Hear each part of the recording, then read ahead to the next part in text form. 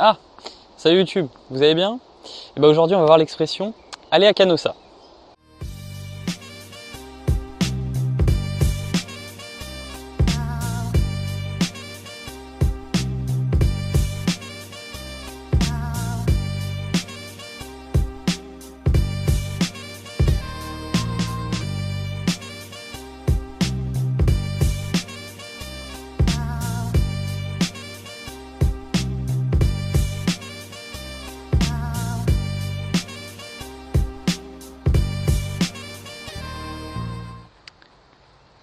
Alors, le sens de l'expression, c'est céder complètement devant quelqu'un, voire même s'humilier en cédant.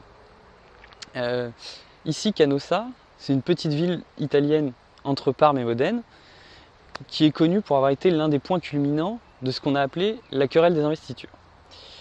La querelle des investitures est un conflit qui a opposé l'Église catholique et le Saint-Empire romain germanique au XIe siècle, et avec plus précisément comme principaux acteurs du conflit le pape Grégoire VII et Henri IV.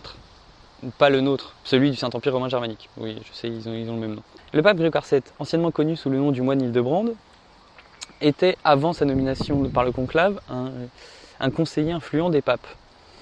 Quand il est nommé par le conclave, il décide de ne pas respecter la règle qui était là jusqu'alors, c'est-à-dire de se faire agréer, autoriser, par les empereurs du Saint-Empire romain germanique, car les empereurs utilisaient les papes de manière politique. Ils avaient bien compris que c'était une manière d'asseoir leur pouvoir.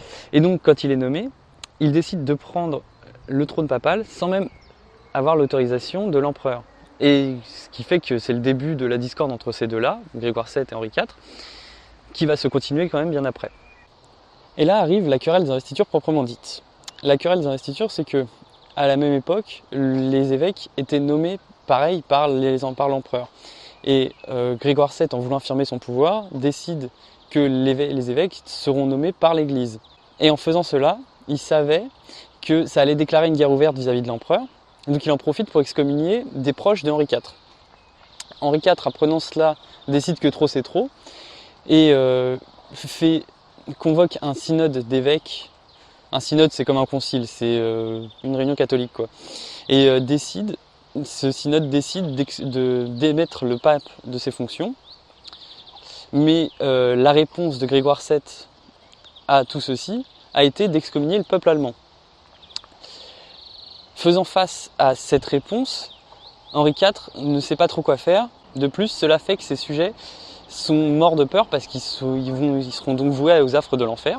Et c'est quand même compliqué.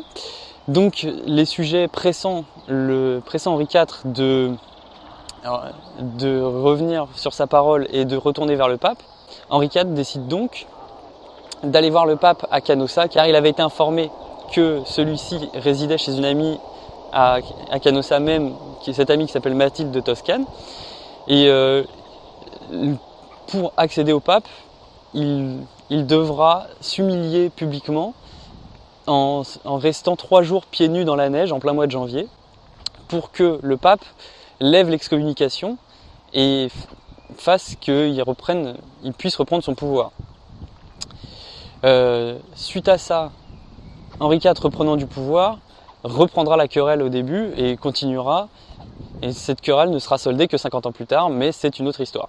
Et comme vous voyez ici, Henri IV s'est humilié publiquement et a cédé devant le pape, car le pape lui avait excommunié complètement les Allemands.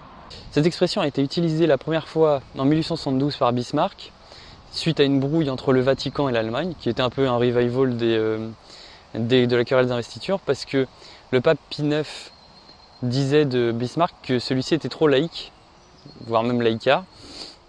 Et en fait, pour marquer son désaccord, refuse l'ambassadeur allemand au Vatican. Et suite à ça, Bismarck fait un discours mémorable dans lequel il conclut son discours par l'expression « Nous n'irons pas à Canossa », signifiant par là qu'il ne cédera pas devant le Vatican. Et bien en tout cas, merci de m'avoir regardé. C'était tout pour l'expression « Aller à Canossa » et je vous dis à bientôt.